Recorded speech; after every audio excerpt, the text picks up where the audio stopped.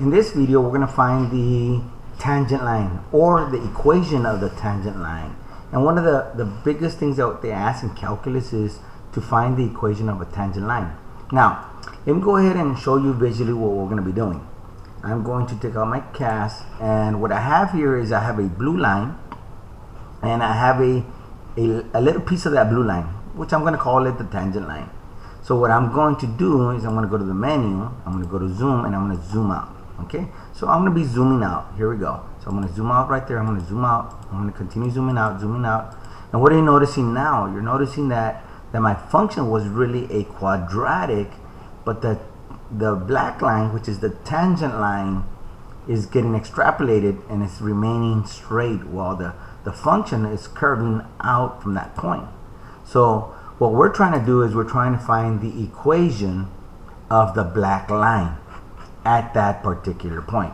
So let's go ahead and look at the objective that we're gonna be doing in this video. Number one, determine what do you need in order to find the tangent line. You have to find the tangent line of a function at a particular point. And also, you have to determine whether a function has a tangent line that is horizontal or vertical. So here we go. What is the tangent line? I have already seen you visually here. So our objective, if you look at this, if you look at this, we have a quadratic and we have a point here, 1, 1, and we're trying to find the equation of this red line. And the equation of this red line is going to be 2 times the quantity x minus 1 plus 1. Or if some of you had simplified it, you would have said that the answer would have been the tangent line. The tangent line would have been y equals 2x minus 2 plus 1 would be minus 1. And this is the equation of the red line. So what's my y-intercept? My y-intercept is -1, which is right there, and then my slope is 2, so I'm going to rise 1, 2, and then run 1, and there's my other point, and that's my equation of my tangent. Alright, so let me go ahead and let's look at this slide here. It says, from algebra, we learned that we need a slope and a point in order to find the equation of a line. So what is the equation formula? The equation that we're going to use is going to be y minus y sub 1 is going to equal to m times x minus x sub 1. Now, if this is looking really weird to you, it's not. It's actually going to be this formula.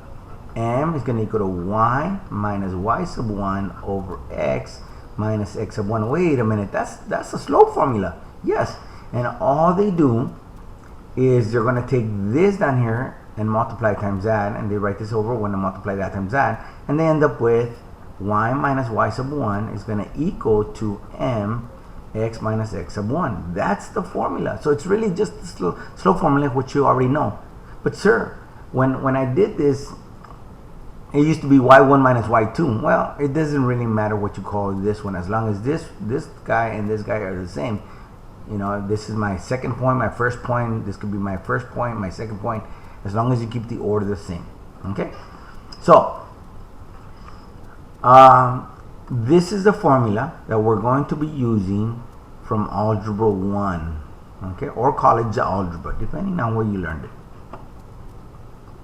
Okay, now what you need to understand is, in order to find the equation of a tangent line, that's one of the objectives. What do you need in order to find the tangent line? Well, you're gonna need a point and the slope. Those are the two things. So let me go ahead and bring back that formula. Y minus y sub 1 is going to equal to m x minus x sub 1. So in this, what we need is this guy.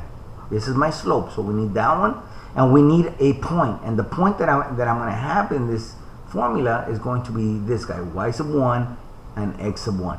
So if I'm giving the orange circles and the green circles, then I'm going to be left with a y and an x, and that's going to be needed in order to find the equation of a line.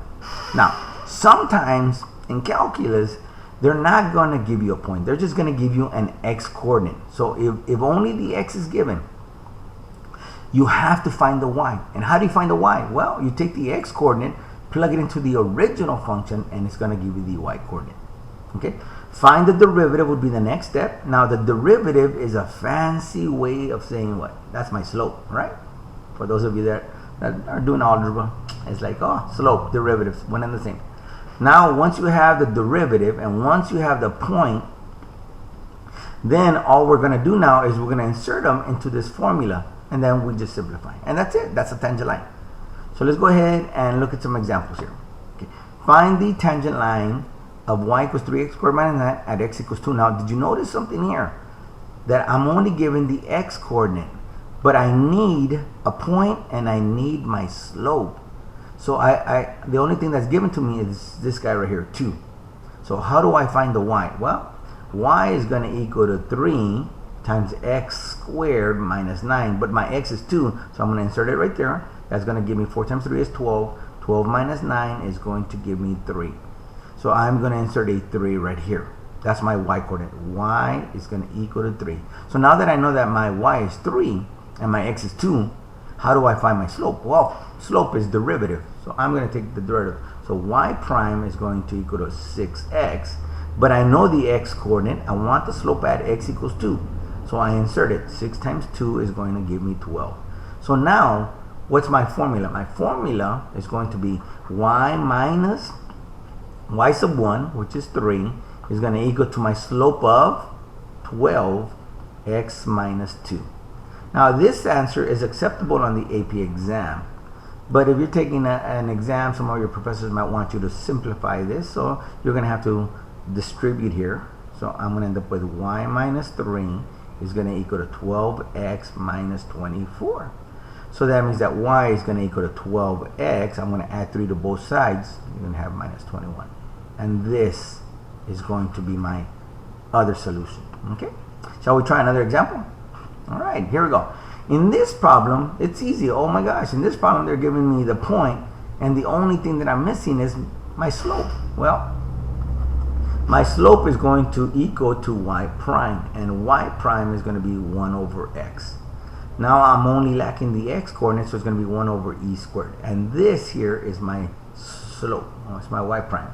So I'm going to go y minus 3 is going to equal to my slope, 1 over e squared, times x minus e squared.